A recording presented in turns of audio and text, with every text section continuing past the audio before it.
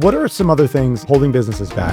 Biggest thing is communication. What makes a business grow is consistency. Every organization is different, their culture is different, their needs are different. It's really having those conversations with the managers and identifying what they're struggling with, or as well as the leaders, what are they seeing?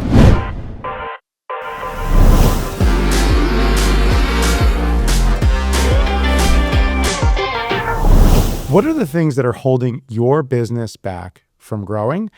Today, I have Anna Ehlenberger to talk about really what are those things that business owners at different levels are struggling with in terms of growth. How are you today? I'm good, thanks. Thank you for having me. Amazing. So tell me a little bit, just so people know that why they should trust you. What do you do? How long have you been doing it, that fun stuff? Yeah, so I am responsible for growth at Converge HR Solutions. We are an HR firm here local to Philadelphia. We work with small to mid-sized businesses as their HR partner. So from one-off calls to projects, all the way up to managing their whole HR department, including recruitment and leadership development. Amazing. And something we were talking about off camera, I'm going to go hard in the paint right at the beginning of this, is we were talking about, like, is HR a revenue center, a cost center? There's this kind of perception of HR. And I think that how do you see most leaders thinking of HR, right, before maybe working with you? And what do they realize the value is after? Yeah, so a lot of business owners initially think of HR as a compliance checkbox. So I need to make sure I have all the right documentation. I don't want to get into legal trouble. But at the same time, I don't really see the ROI on an HR. Mm-hmm. So that's a lot of times where leaders start viewing HR. Once we start working with them over time, they do see that there is an ROI. It's not on a spreadsheet like sales or marketing. There's not a specific line item and number, but you start to slowly see it in not seeing as many issues coming up, or them getting resolved quicker, or them not even making it to leadership. Things are starting to run more smoothly, and you're starting to see more consistency. I love that. And I think that for a lot of leaders that, are in that first camp where they're kind of thinking about this as a checkbox thing, it sounds like it's defensive, right? Like I think of, in the sports analogy, right? Like they're thinking of it from a defensive perspective. Let's just do whatever we need to do to protect, insert the goalie, the basket, whatever. But you kind of see this, and the business owners that start to work with you start to see the offensive side of it as well, right? In the form of fixing things that are broken under the hood that have these other ramifications. We opened this episode with the idea of, like, what are the things that are holding your business back? So, whether anecdotally, some stories that you can share, or what are some of the things that you've come across, right? Where maybe, somebody comes in, they're like, I just need to check some of these boxes. And then when you get under the hood, you're seeing some deep-seated issues that are actually slowing growth. Yeah, so funny you call it defensive. I always refer to it as insurance. It's like insurance. You are putting this compliance in place to protect yourself. But then there's also the people strategy, which a lot of smaller business owners aren't thinking that far ahead yet about the people strategy. You're talking about smaller business owners, medium size, et cetera. Like, what defines that from your perspective? Yeah, typically companies with, we serve really companies from 10 employees to 300, but typically that small to mid-size, I define it as like 25 to 100. Okay. Employees. And that's where, and you can kind of feel already, even at that size, right? If you're in the 5 to 10 employees, maybe even 15, you can get a pretty decent handle on having relationships with everybody, having visibility, transparency as a leader. 25 people, 30, 100, it becomes a lot more challenging, right? And so you can already see just from those forces internally, it's probably starting to, like, push the bounds of what's possible, and you're going to start to need just a partner that's seeing those things, right? Yeah, and that's also when you start to have more managers. You're not managing all the employees yourself. So you want to make sure that the managers are consistent, as well as ensuring that their direct. Let's go managers for a second. Okay, so I'm an employer. I'm growing. I bring in some managers. You talked about consistency, but what are some of the big issues you see right off the bat when when leaders are bringing in managers and maybe they don't have an HR function to support them? What are some of the things where the wheels are starting to fall off the wagon? Yeah, so a lot of times a manager in a small company, a leader they have to move someone into a management role, and it's someone who has been good at their job, but has not led people before. So they don't have that experience of managing performance and being consistent across all the employees they manage. You're totally speaking my language right now because I'm a big Michael Gerber E-Myth fan. So yeah, keep going. But this is great. Yeah. Yeah. So also they don't have, unless it's the leader, they don't have that resource to call and say, hey, I'm having these performance issues. I haven't done this before, or I've only done it a few times. Can you help guide me through how I should be doing this? What should I be documenting? How should I be having that conversation? So what we do a lot of times is we call it on-the-spot manager training. We do also large workshops and manager programs, but we're also that resource that they can just call and we help them through that situation so that they feel supported. I love it because I imagine each of those situations, like there's protocols and processes and training that's probably more global for managers and different best practices that you could follow. But when you think about an organization that maybe is kind of figuring it out almost like a puzzle piece on the fly, having the ability to look at a specific micro situation and go like, I'm having this specific issue, like this employee's calling out at this time on Tuesdays, like how do I, and I've asked them multiple times, how do I address it? You can hit that with the best practices and the specificity around it, as opposed to giving them, and tell me if I'm wrong, but as opposed to giving them like, here's general platitudes on what's best practice as a manager, but like, okay, that's great, but I need to solve this problem right now and like right away. I have to, just because it's one of my favorite things, is that Michael Gerber is the E-Myth, and that for leaders that are in that growth pattern, this was such a revelation for me, is recognizing that, okay, if the three personas that are pretty much in every business, the technician, the manager, and the entrepreneur. And so what a lot of folks, what Michael Gerber talks about is the entrepreneurial seizure that most technicians have, right? So I make widgets, I'm a videographer, I do HR, and I go, why am I doing this for somebody else? I could start my own business. And now all of a sudden you're supposed to be at least accounting for, if not wearing the hats of the technician who does the work, a manager that oversees it, and then the entrepreneur that has the vision for the business. And so I love hearing that because it falls right in line with that principle of like, I was the technician, I'm really good at X, Y, and Z. I've been doing it for 25 years. Now I'm a manager. Those are completely different jobs now, right? Yes, you have the skill, but they're very different. Is there, not to put you on the spot, are there any things that you see that are qualities, qualifications, characteristics of that transition, like practical applications of it in the real world? So like when you see someone that goes from that technical role to a manager, what are like the first couple things that come to mind that they're going to have to learn to do that isn't inherently true from what they were doing before? Yeah, well, I think first also you have to identify, do they want to be a manager? Sometimes people might not want to manage people. It is a very different skill set than what they were doing on a day-to-day basis, their actual expertise. So some people may not want to do that, but they have to learn to delegate and have those soft skills. And the biggest thing is communication. How are they communicating to their employees? Are they consistent across the communications? And how are they having those conversations? How is it being received by the employee? Are leaders generally just assuming that, well, I was the leader or the manager for this now manager, and we did great, so they should just know what to do? Is that kind of what ends up happening? Yeah. A lot of times it's they're good at the job. We'll put them in this role and they'll do great. They know the job, so they should be able to help other people do the job.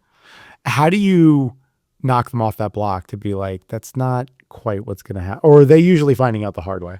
They usually find out the hard way. Yeah, that a lot of inconsistency. Also, the manager may identify that I'm struggling here. And I mean, there's also, you just said like, does the manager actually want to be a manager? I imagine you find both where or I'll say 3. I want to be a manager. I want to go from this technical role to the manager role. I don't want to be a manager, but I'm just doing what I think I need to do. And then the third would be like, I don't know. I don't know what, like, I'm open to new things, but I don't know how I'm going to perform in this new. So do you find, I assume you find all 3. How do you sort of navigate those situations? Yeah, and I would say the third one is most often. Okay. They don't know. They don't know what it's going to entail.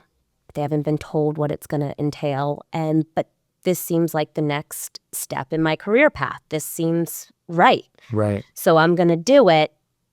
But then they may fail if they don't have the proper support and the proper processes in place. And so what is that, be without successful. without giving the farm away, right? What does that sort of look like when you guys step in? It sounds like a lot of times you're stepping into a situation where, technician has already been promoted to manager. They're already in this role. They're struggling. They're probably looking at the new technicians they're overseeing and being like, I could do it way better than you're doing it. I just let me just get out of my way. Figuring out the soft skills, those type of things. What are sort of the first 1, 2, 3 steps you take when you step in, whether it's communicating the issue to the leaders, interviewing, providing the consult and support for the managers? Like, what happens next? So a lot of it is custom to what's going on in that organization. Every organization is different. Their culture is different. Their needs are different. And sometimes maybe a manager has been in a role for a couple years, and sometimes there's a new manager. So it's really identifying what those issues are. A lot of times it is, like I said, delegation and communication, those soft skills. So it's really having those conversations with the managers and identifying what they're struggling with, or as well as the leaders, what are they seeing? Okay, so give me a scenario where a manager is sort of struggling and you come in and support them. Yeah, so it's typically a performance or a discipline issue. So Who's identifying it first? Like, how is it even being communicated to you? It's all dependent on our relationship and scope with the client. How we want to be working with our clients, though, is the managers have direct access to us. We build trust with them over time. They know they can use us as a resource. So we want them coming to us directly and support them through the situation. So a lot of times sometimes it gets to the point where I don't want to deal with this person anymore. I want to fire them.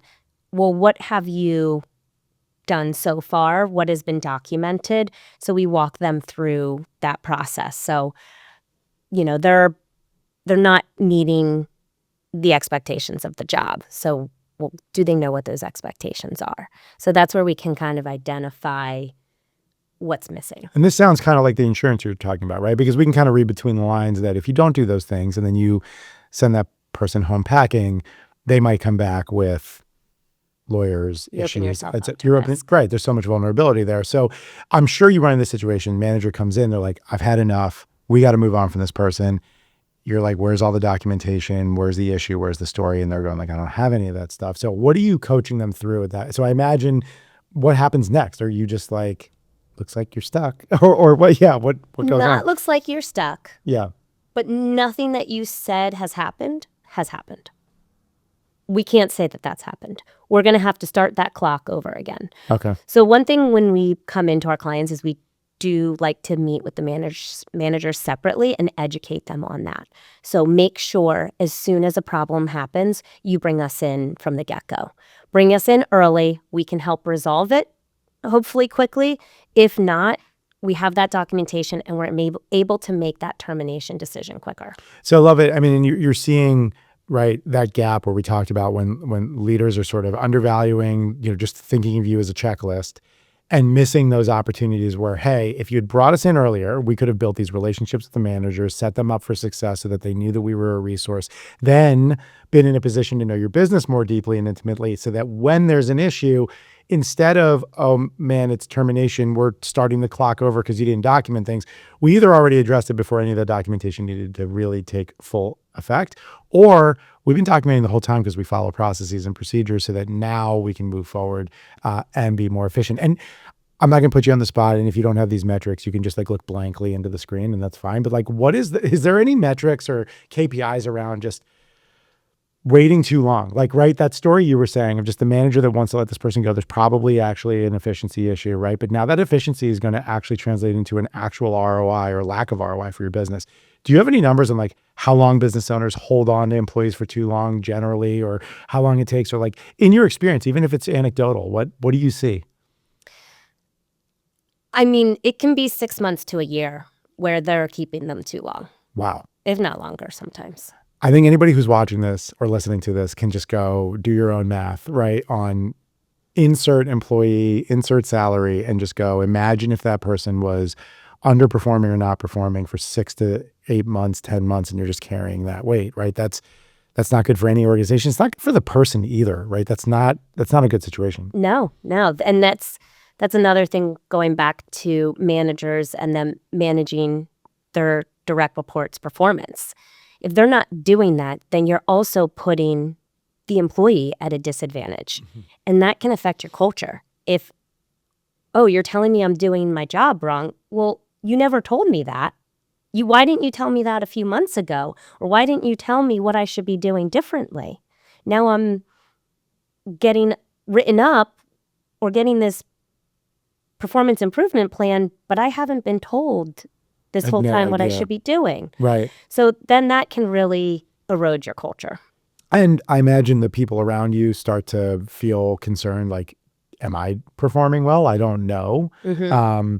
Yeah, you can just see, and it's funny because we started this episode with what are things that are holding businesses back. The first thing you had said is one of the things that holds back HR as a general function is people don't necessarily think of the ROI on a spreadsheet where it's got that line item. But I don't think it's too many tabs over for you to figure out pretty quickly that, hey, if you're retaining these people for too long that are underperforming or not performing, that cost of the salary and the lack of performance, that's the opposite of a return on investment. Yep. If you're devastating your even cost for hiring, right? Acquisition cost of a new employee is huge, right? And so depending on the role and all of that, it can be a long time frame where you don't have people in that role. Now customers aren't getting the support they want. So it's funny. I find it funny that people don't see the ROI because it's pretty apparent. Right? Me too. Episode over. We did it. We've solved the problem. And that's where I feel like a lot of my job is education. Yeah. What are some other things, again, holding businesses back, right? So we talked about, they think of HR as a checklist. They bring it in. At least they do have that, for people that are working with you, they have that insurance policy in place. Let's go more on the attacking side of things or the offense side of it. I don't know what the opposite would be for insurance because I use the offense defense and you've got insurance or just having lots of money. I don't know what the opposite of insurance is. Strategy. I like that. People strategy is much better. So what's the people strategy that a lot of organizations aren't thinking about and they're missing the boat on? Yeah, so it's really about processes and consistency. So if you have managers, leaders that are consistently managing people the same way, even just your outside of HR, your company processes, if they're consistent along each department. Like how they communicate with customers. How they communicate with customers. It all depends on the business of what those processes are. How you make your widget or how you're dealing with your customer. If you have those processes set with your business operations as well as your people strategy, that's when it really all connects. It starts to come together. Yeah. And so, again, I love stories. So do you have any of those of these businesses that aren't thinking of the people strategy side of things and, maybe sales is humming, but operations is having an issue or vice versa? They're not able to make it rain, but they're able to process the widget. I love that we always use widgets, by the way, as the example. Like, I feel like that's the one thing that has not shifted from whoever was the first business sales coach person that was like widgets. And now it's all we use. The word time. Is always still there. It's don't even know what we're referring to. I have no idea. Whatever. It's like, I feel like it's got to go away in the next generation. I'm hoping. Yeah, pretty close. I don't know what they're going to replace it with. And I actually don't want to know because between like 6, 7, all the nonsense, it's like, it's too much. Anyway. Widgets. So people strategy, give me the picture, right? Where, because I want somebody who's watching this who maybe now is going, okay, I can see the ROI now in HR. Thanks, Anna. You did it. But they're not even realizing this other component, which, as an entrepreneur should be paramount to everything you do, which is strategy, right? So where does that play in and where do you see it come up? Yeah, so we have this whole like employee life cycle image that we use that it really all flows together and you need it all in place to really have that total people strategy. And it starts with recruiting and bringing the right people in. So do you have that process of how you're bringing people in? Do you have the right job ad out there? Are you interviewing them so that they will know it's the best fit for the manager? How does that manager manage people? Are they a micromanager? Are they very hands-off? And is that person the right fit? And then what is their onboarding experience like once you do bring them in? Are they getting the proper training? Are they told where everything is that they need to find? Or do they know your business well enough to really be able to do the work they need to do? To actually function. Yeah. I imagine when something that jumped out at me, and it probably goes back to the sort of every situation is different, but you just asked, we're recruiting and they're recruiting for this manager, but is this manager a micromanager? Is that, and my first instinct, and I think that most of the platitudes out there would be, well, they shouldn't be, and you should fix the manager to not micromanage and all that different stuff. But in the reality of a lot of different businesses, there may be, could they be more effective? Sure, but there are effective leaders and managers that are out there that have certain quirks, personalities, et cetera. And so it sounded like you're sort of saying, when we're doing this recruiting process, we're making sure it's a fit. And a fit isn't always just what Gary Vee says the fit should be or whatever. No offense, Gary Vee. You're right about everything. But like there, but it's actually about what's happening in real time in that business. So it's not a one size fits all approach. So you're not going in and going like, this is a manager, we can't hire until we fix this person. Like No, and we're in the people business. So everybody is different. And you're not, I'm sure there are situations, where someone is micromanaging and we need to work with them on that. Mm-hmm. But then there are also situations where they may micromanage a little bit and that is good it works for them and their team. Reports. Right, yeah. Right. So, and again, everybody's different. We're in the people business. People are all different, and that's not changing. And that's why we have job security. Fair.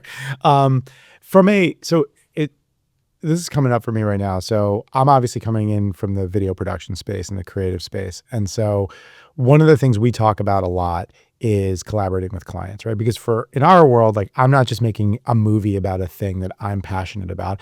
I'm bringing someone else's vision to life. And in that collaboration and process, there needs to be respect for all ideas. There needs to be an understanding of hierarchy that at the end of the day, even if like I have all this experience and I have this really strong opinion about what we should do, at the end of the day, it's your video. And I want to make sure that I'm doing, I might give you that recommendation, but ultimately I'm going to do what you need us to do, right? When you have that situation that you're just describing, where you've got a leader that has that micromanaging person and you're trying to, hire for them, and maybe the leader feels like, it's people, right? So there's this balance and continuum, I imagine, of, they micromanage a little, but they're so effective in these other ways, whatever. You're looking at it from having been installed in the organization for a while, and going like, they're micromanaging too much. I'm just using this as an example. How do you handle that with a leader where you're going and recommending to them, or you're working with the managers and going, hey, I'm hitting a wall here with this person, and I guess I'll boil down this very long-winded version of the question to, what do you do when you don't necessarily agree with what the business is doing right now? And how do you handle that? How do you navigate and walk that tightrope? So this happens quite often. We were just on a team call earlier and saying, oh, we don't agree with that. We need to make sure we let them know and we document that and let them know the risks. So one of our values is integrity. So we will always say what we believe in. Whether you're going to like it or not, we're going to make sure we say it with compassion and care. But we always have to let you know the risks and whether we think this is the right approach or not. But it does come down to they are the business owner, leader. They get the final say, but we want to make sure they know where we're coming from on the people side. And a lot of times I ask up front who we may potentially be working with, what their values are, how they view their employees, because we want to make sure we're aligned. Because after a while, if we keep making these recommendations and telling you these risks, but you're not listening to us, after a while, you're not going to see the value of it. Right. Anymore. It's just friction all the time and just frustration, right? It's funny. I have a thing on the creative side that I dealt with, which is 2 strikes, you're out instead of 3 strikes. So I tell clients up front that when we're working through the creative process, if we have a difference in creative vision or we have an approach that we're going to recommend or advise, whether it's on the creative or the logistics, right? Hey, I don't think we're going to be able to get 25 interviews done in an 8-hour day. I just don't think that's going to happen, right? We need this amount of time for setup. We need this breakdown time. People need to eat lunch. Like, it's just not going to happen. And the client's adamant. One of the things that I'll say is this 2 strikes rule, where if I really passionately or anyone on my team feels really passionately about something, we will push back no more than twice. And then after that, we will defer and we will inform, right? Hey, here are the consequences of what could happen if this doesn't go the right way, et cetera. We might need an extra day of filming. That's going to add to budget, whatever. But I love saying that because, one, it puts it in kind of a fun paradigm and something that can be conflict, right? It can be difficult. But 2, clients know. So I've been called out for it before. Like, oh, so you pushed back twice and you stopped. Like, and then sometimes it's actually opened the door where clients will go, okay, just tell me one more time why you think what you think, And so, because again, on the creative side, you have a vision, you're passionate about your work you do, you want something to come across.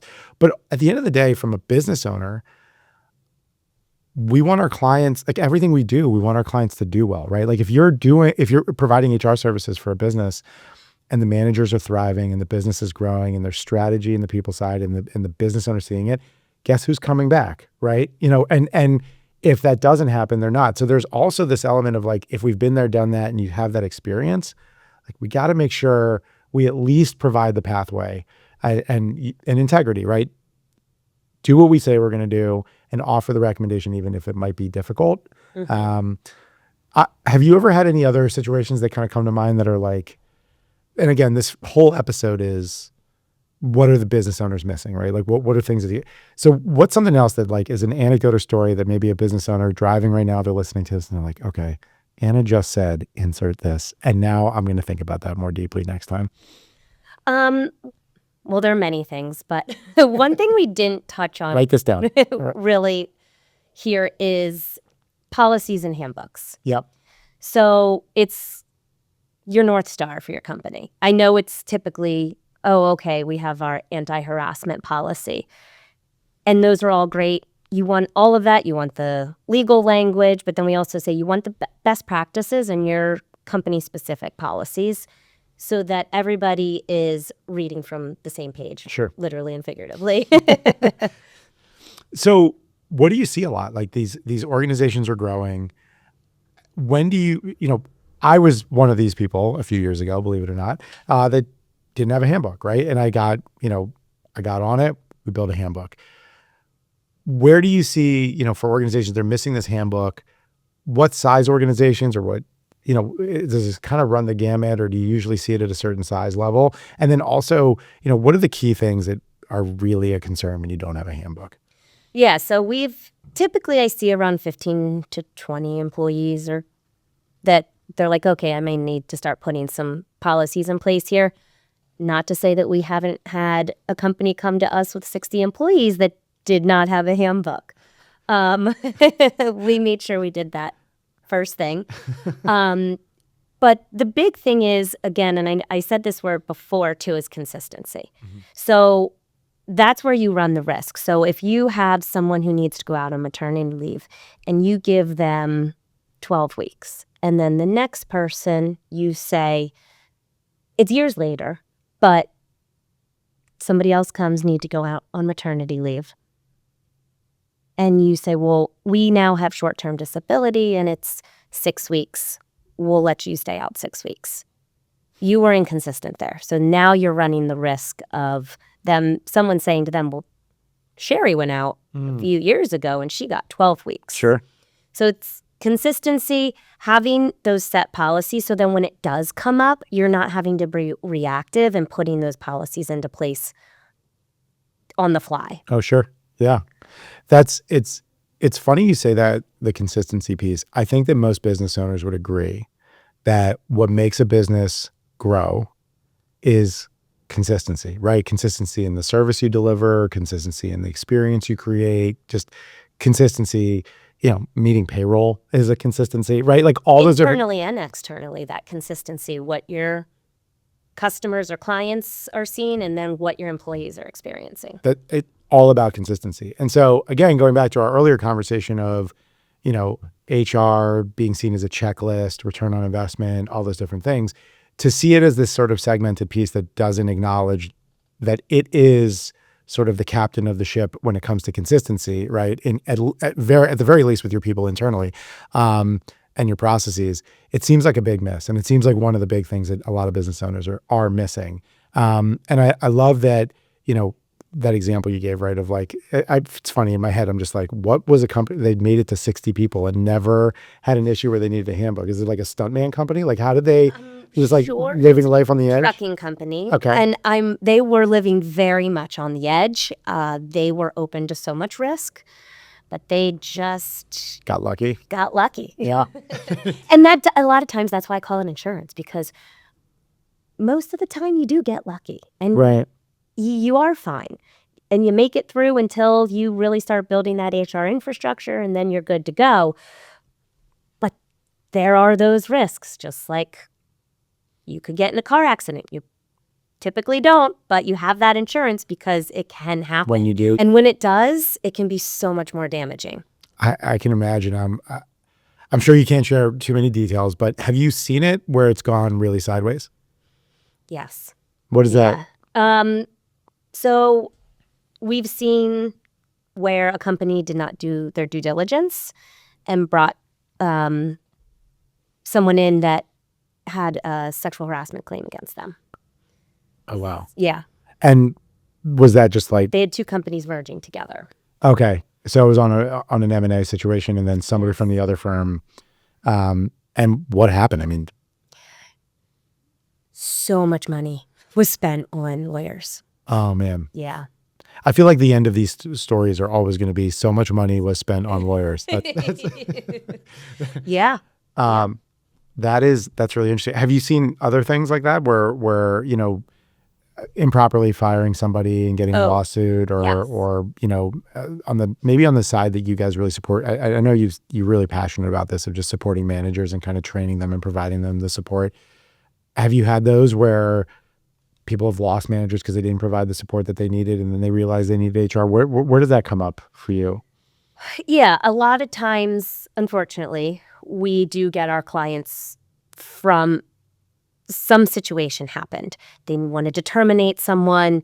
They have a few people out on leave and they've been out for a while and they don't know how to manage it. We don't know when they're coming back. So now you're losing out on if they should have been hiring someone else by now. Managers who aren't supported and they leave because they don't feel like they're adequately set up for the job. They feel maybe like they're failing their team. Oh, wow. That's got to be so tough, especially because you go from like, I was great at what I was doing, which is why I was promoted, to... A lot of times, yeah, they may leave because it's become demoralizing. Like, I used to be so good at something and I felt good about it. And now I don't feel good when I go to work every day because I'm not succeeding. Yeah, it's got to be really tough. This probably goes down the line of like something that recruiters would talk about and people looking at resumes. But I imagine that's also tough because you get to this elevated role, right, as a manager or promoted to the manager, and you go to another job. Is it hard to go backwards if you want to go back into the technical role? Do you find that, actually, maybe that's a good question. Do you ever find that businesses, you're going, hey, this person's amazing at what they were doing. They're probably not ideal as a manager. Is that hard to put the genie back in the bottle, so to speak? Typically not, actually, because they know it and they feel it. Okay. We would recommend you keep them at the same pay rate. Right. We actually had this situation not too long ago where it's like, okay, we keep them. We don't want to now take away pay because we failed them, Right. but we don't want to lose them. They are really good at their job, so we're going to keep them.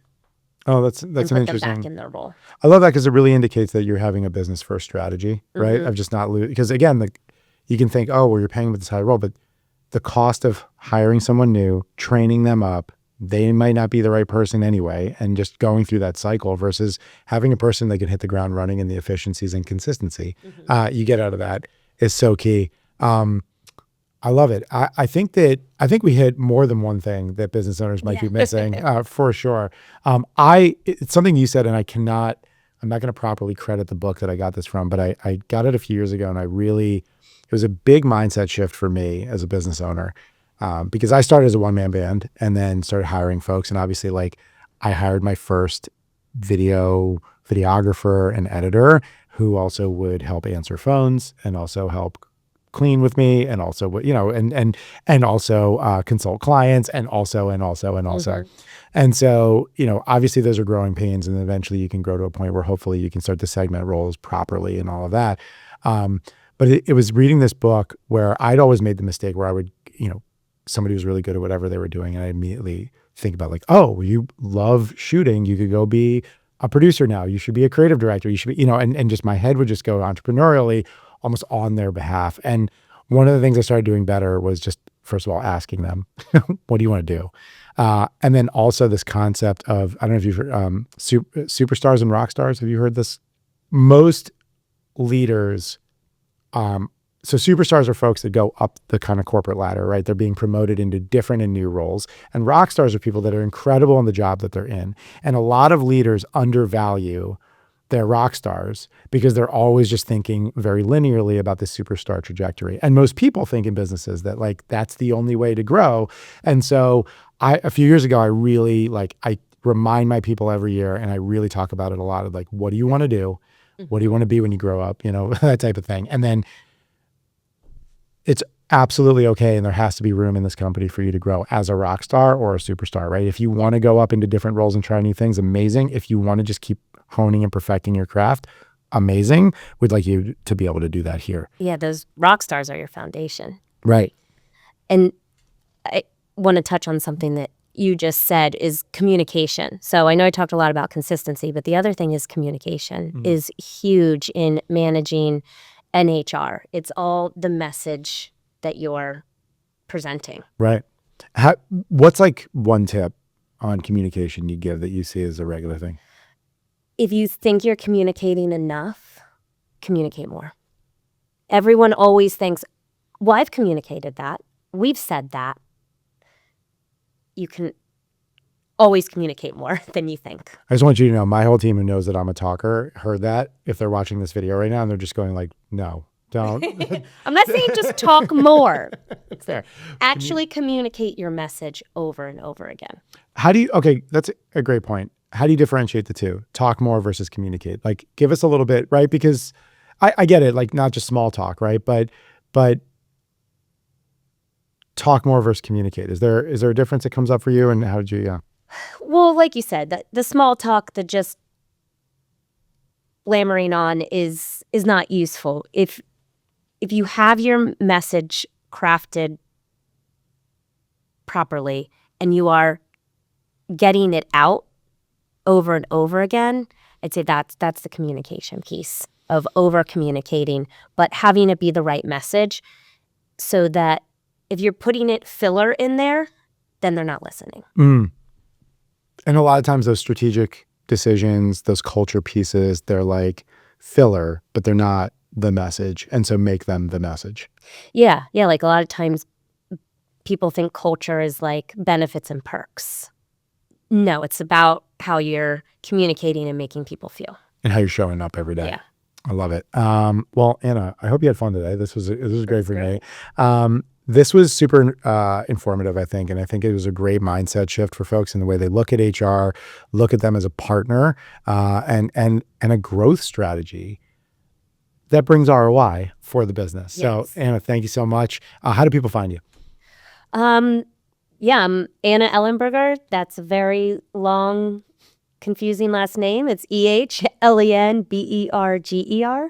So I'm on LinkedIn. My email is anna@convergeHRsolutions.com. Love it. Thank you. Yeah, thank you for having me.